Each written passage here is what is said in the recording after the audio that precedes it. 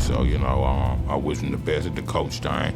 He always was a ball player, so it's second nature to him. So maybe that's, where he's supposed to be. Master P just made a bold career move. He is the same man who built a $480 million empire from nothing, sold over 100 million records, but eventually faced bankruptcy. We all thought his retirement was simply meant to let him rest, but his recent interview tells a different story. The downfall, the family pain, and the smoke.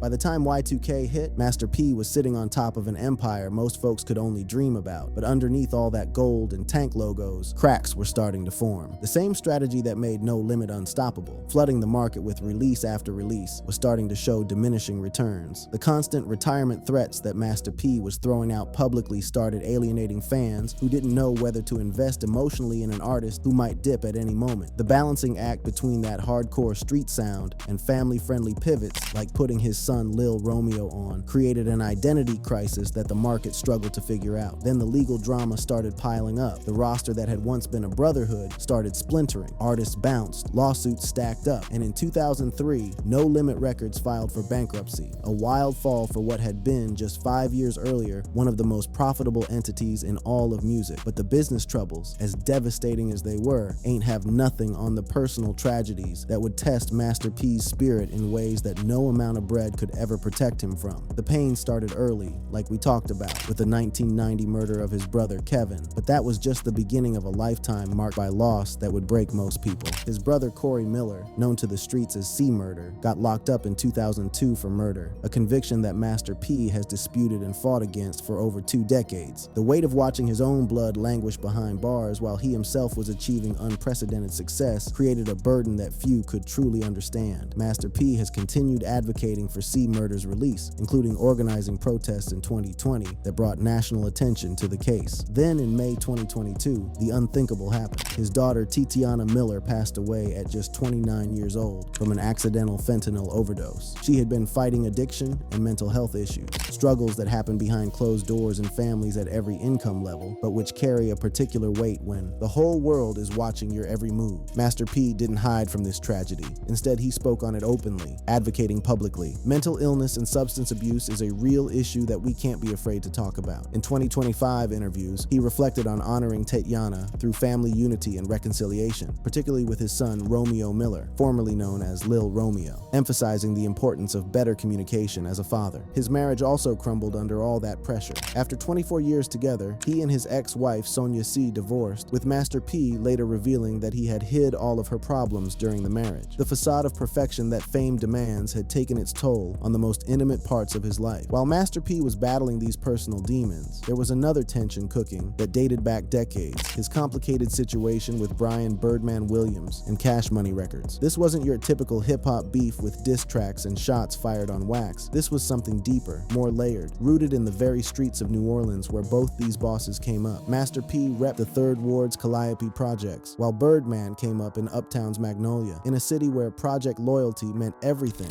These two titans lived right up the street from each other, yet occupied entirely different worlds. As Birdman explained in interviews, "We from 2 different projects, so it just didn't ever mix. We ain't never had no beef, ain't nobody dead, but we just never vibed." But underneath that surface level explanation, there was some darker stuff going on. Birdman's brother, Terrence Gangsta Williams, linked to over 40 bodies, was accused of killing Master P's cousin, Randall Calliope Slim Watts. Williams has denied this, but the whispers of guilt by association combined with the earlier murder of Master P's brother Kevin hardened the lines between these two camps for good. Then there's the business smoke. As Cash Money was blowing up in the late 90s with 400 Degrees and the Hot Boys, Birdman was shopping for a game-changing distribution deal. He almost locked in with Priority Records, the same company that had propelled No Limit to the stratosphere. But according to Birdman, that deal fell through because of Master P. Birdman claimed in a 2025 No Chill interview that Master P told Priority executives, "If y'all sign them, y'all can't sign nobody else from the South." This allegedly forced Cash Money into their Universal joint venture, a deal that brought fame, but also sparked years of internal lawsuits, including Lil Wayne's infamous 2015 split over royalties. Master P has downplayed these accusations, framing it as competition rather than sabotage. "We never tried to destroy each other. The younger generation needs to take notes." For years, the culture dreamed of seeing these two New Orleans legends share a stage, and on October 25th, 2025, it finally went down. The Cash Money vs. No Limit Versus at Complex FlexCon, marketed as a celebration of NOLA unity. The stage was set for reconciliation. Snoop Dogg, reunited with Master P Juvenile, was rocking alongside Mia X. For a moment, it looked like decades of tension might finally dissolve into mutual respect, but old vibes got a way of crashing parties. Feel me? During the battle, Birdman launched into a rant about absent former Hot Boy member Turk, then started throwing shade at broader disloyalty, with his eyes locked firmly on Master P's side of the stage. The tension in the room was thick, and then came the moment that broke the internet. I gotta give it to Birdman. He started that stunt.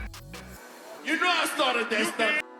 But guess what? I was uptown too, and I started that. That was Master P's clap back, delivered with the perfect timing of an OG who had been waiting decades to say them words. It was a perfect It was rebuttal. the perfect rebuttal. Yeah, like right there watching y'all, and I heard him, and then when you came out after the song ended and said it, I thought to myself, because I could see the crowd go bout it. They went crazy. Master P later reflected on the exchange with that boss energy. Birdman remind me of like one of my uncles that they just gonna say whatever. That's just a New Orleans thing. So I ain't really take it, but I'm like, bro, I've been out here already. You know what I'm saying? You started that, or the name of that stunting, but me for as body, this is what I started. And I, we come from that. We come from uptown, Third Ward, Cali, They come from the Magnolia.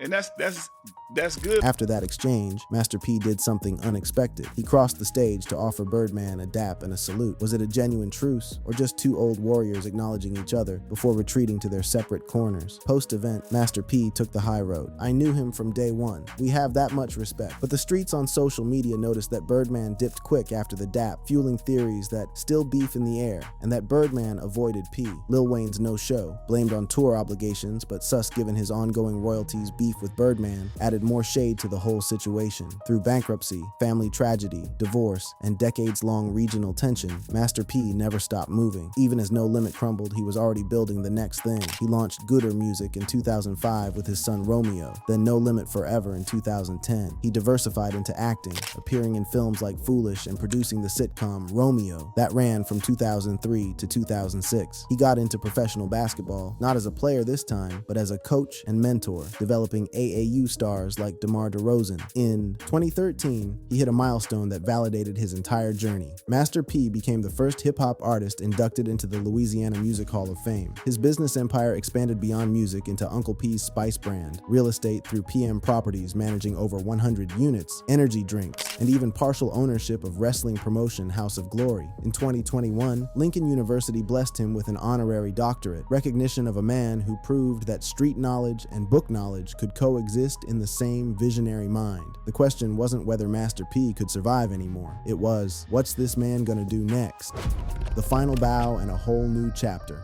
On July 6, 2025, something went down that marked the end of an era and the beginning of something entirely new. At the Essence Festival of Culture in New Orleans, Master P hit the stage for what he announced would be his farewell performance after nearly 4 decades in the rap game. The event featured a No Limit Records showcase with artists like Silk, The Shocker, Drew Hill, and Carrie Hilson, a reunion that served as both celebration and closure. His explanation for stepping away was real talk. I'm growing to another level. There's a lot of negative stuff going on in hip-hop, and people don't want to talk about the positive things. This wasn't a retirement born of defeat or being washed. This was Master P recognizing that his purpose had evolved, that there were bigger battles than chart positions and album sales waiting for him to fight. Young Bleed, a former No Limit soldier who put in work during the label's peak years, reflected on the retirement news. Actually, I didn't know it till late. At the end of the day, to each his own.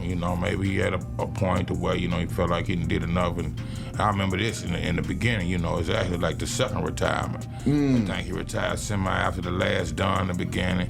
And came back. So you never know what's going on with people personally and what's the reason for the season. So, it is what it is. Salute P, I always did from the gate. And that's exactly where Master P decided he was supposed to be. In early 2025, Percy Miller got appointed as the president of basketball operations and head coach for the University of New Orleans Privateers men's basketball team. It was a full circle moment for a dude who once had NBA dreams before life took him down a different lane. Under his leadership, now known simply as Coach P, the program has gone through a complete complete transformation. He recruited 13 new players for the 2025-26 season. He oversaw facility upgrades, including a renovated locker room, practice gym, and new jumbotron at Lakefront Arena. The program got a full branding reset and is now integrated into the LSU system. But it ain't just about wins and losses for Master P. His emphasis is on mentorship, with Bible verses posted in the locker room, and a focus on life skills beyond the court. He understands something that a lot of coaches miss. These young bulls need more than basketball fundamentals. They need somebody who's been through the fire and can guide them safely to the other side. The team's season tipped off in November 2025 with an exhibition win over Sacramento State on October 18th, pulling celebrities like Shaquille O'Neal and Mike Bibby to witness the new era. Master P's vision goes way beyond the basketball court, though. He wants to boost enrollment, community pride, and youth development in New Orleans. In a move that captures his community-first philosophy, he personally funded tickets for 4,000 middle schoolers to attend games, planting seeds in young minds that might one day grow into college dreams. He even reached out to Lil Wayne and J. Cole for potential performances to help with recruitment, using his entertainment connections to bring attention to a program that had been slept on for too long. Has there been hate? Of course. Some folks online question his qualifications, pointing out his lack of a college degree, but supporters counter that his business savvy and community ties are exactly what the program needs. Not another career coach, but a visionary who knows how to build something from nothing. Now here's where the story gets interesting. Remember that final retirement from music? Well, Master P might have bent that rule just a little bit. On October 25th, 2025, the same night as the Verzoos battle against Cash Money, he dropped a surprise album. It wasn't a full comeback. It was Master P doing what he's always done, showing up when it matters most. This selective approach suggests that while his days of regular album releases are a wrap, Master P will continue to slide through for high-impact moments that move the culture. He ain't retired from relevance. He's just picking his spots more carefully now. So what does Master P's empire look like in 2025? His net worth is estimated at $200 million,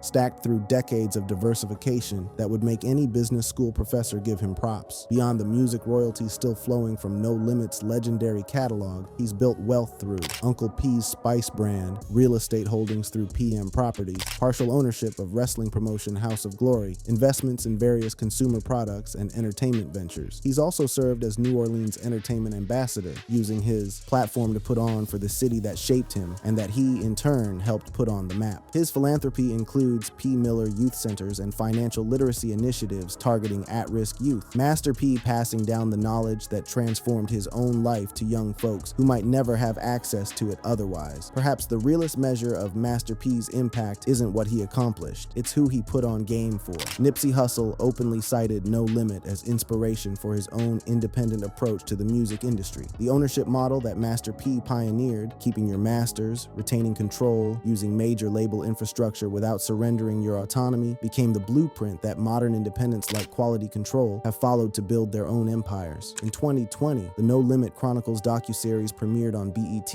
putting a new generation on to just how revolutionary Master P's approach really was. The 5-part series traced No Limit's evolution from a trunk-selling operation to a late 90s powerhouse that dominated the charts while playing by nobody's rules but its own. As IMDb user reviews noted, Master P represented a real boss, fought through all obstacles. That documentary also helped spark renewed protests for C Murder's release, showing that even Master P's past projects still move the needle in the real world. He was ranked number 28 on BET's list of most influential rappers, a spot that reflects not just commercial success, but the fundamental shift he created in how artists think about their relationship with the industry. What happened to Master P is that he evolved exactly like he's been doing his entire life, from the projects to the record store, from the record store to the label, from the label to film and television, from entertainment to philanthropy and sports. At 55 years old, Percy Robert Miller stands as living proof that reinvention ain't just possible, it's essential. The same streets that could have swallowed him whole became the foundation for an empire. The same tragedies that could have destroyed his spirit became the fuel for advocacy and family reconciliation. The same industry that tried to box him in watched in amazement as he built his own boxes and sold them for profit, as reflected in the No Limit Chronicles. Master P himself put it best: "If I made it out the conditions that I made it out of, then you can do it."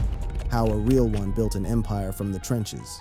Percy Robert Miller came into this world on April 29, 1970, in New Orleans' Calliope housing projects. And if you know anything about the Calliope, you know that joint wasn't just touched by poverty, it was straight up consumed by it. This was the type of environment where high crime wasn't the exception, it was the everyday reality that shaped everybody who came up in them streets. Young Percy was raised by his grandmother after his folks split up early, and from jump, he understood that survival wasn't promised. You had to go get it by any means necessary. He bounced through multiple high schools in New Orleans, St. Augustine, Booker T. Washington, and Warren Easton, soaking up the culture, the struggle, and the dreams of a city that would later become synonymous with his whole movement. But Master P wasn't just a product of them blocks. The homie had real hoop skills too. He briefly played college basketball at the University of Houston before making a decision that would change the whole trajectory of his life. He transferred to Merritt College in Oakland to study business administration. Now peep that detail real quick because it matters heavy. While other cats trying to make it in rap were solely focused on bars and beats, Master P was studying the game behind the game. He was learning how the bread moves, how businesses really operate, and how empires get built from the ground up with nothing but hustle and strategy. Then in 1989, tragedy hit different in a way that would ironically become the spark for his entire empire. Master P's grandfather passed away, and from a malpractice settlement that followed, Percy inherited $10,000. Now look, most young cats getting 10 bands at that age would have blown it on a whip, some drip, or temporary pleasures that fade quick as they come. But Master P peeped something different in them $10,000. He saw a whole future that nobody else could see yet. With that inheritance, he opened a record store in Richmond, California, laying down the very first brick of what would become an unprecedented empire. This wasn't just about moving units. This was about understanding the market, learning what the streets wanted, and positioning himself at the intersection of culture and the bag. But the universe wasn't done testing this man.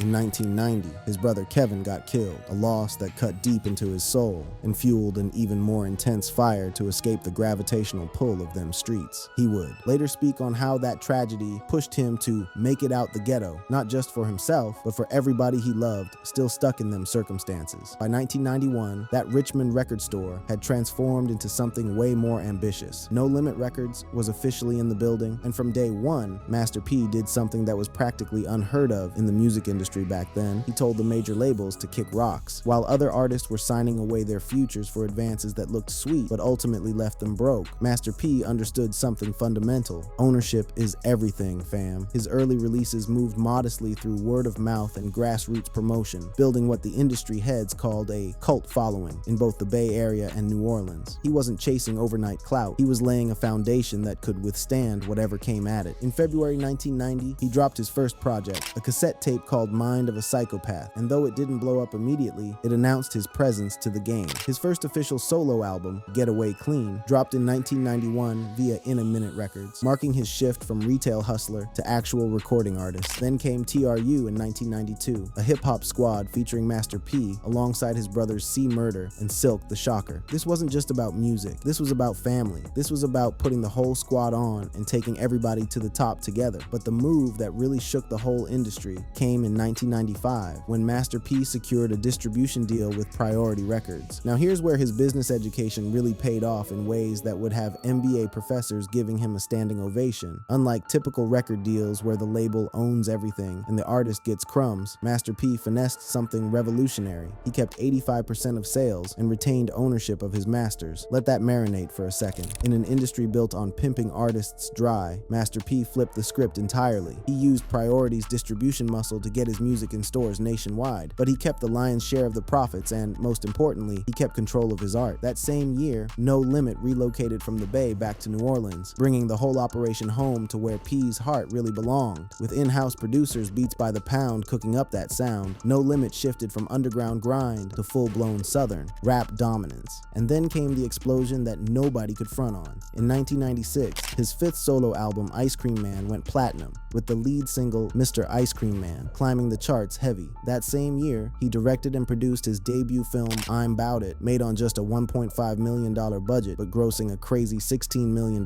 Hollywood was now paying attention to this rapper from the projects who refused to play by anybody else's rules. But 1997, that was the year Master P became undeniable. Ghetto D dropped in September, moving 760,000 copies in its first week alone, and eventually pushing over 6.6 million units worldwide. The album featured Make 'Em Say a platinum single that grabbed an MTV Video Music Award nomination and became the official anthem of of an entire era. By 1998, Master P wasn't just winning, he was running the whole game. MP Da Last Don debuted at #1 on the Billboard 200, moving over 4 million copies. His film, I Got the Hookup, grossed $29 million worldwide on just a $1.6 million budget. He signed Snoop Dogg to No Limit. The No Limit clothing line dropped and would eventually gross $200 million by 2001. In that single year of 1998, No Limit Records grossed an absolutely insane $480 million, $500 million, fam. From a dude who started with 10 bands and a dream in a record store in Richmond. The numbers from this era are mind-blowing when you really sit back and peep what this man accomplished. By the early 2000s, No Limit Records had sold over 100 million records worldwide, generating bag after bag that made major label execs question everything they thought they knew about the music business. No Limit's blueprint of artist ownership and innovative distribution would later inspire modern independents like Quality Control. He even took a shot at the NBA, earning a preseason spot with the Charlotte Hornets in 1999, and later the Toronto Raptors in 2000. While he got cut from both squads, the fact that he even got that far while running a music empire and film production company showed just how limitless this man's ambition really was. Master P proved that you ain't gotta sell your soul to sell records. You just gotta be smarter than everybody else in the room. But as we all know, empires don't stay the same forever. What goes up gotta eventually deal with gravity. And the same relentless hustle that built No Limit was about to get tested by forces both external and deeply, painfully personal. Thanks for watching. Check out other cards on the screen.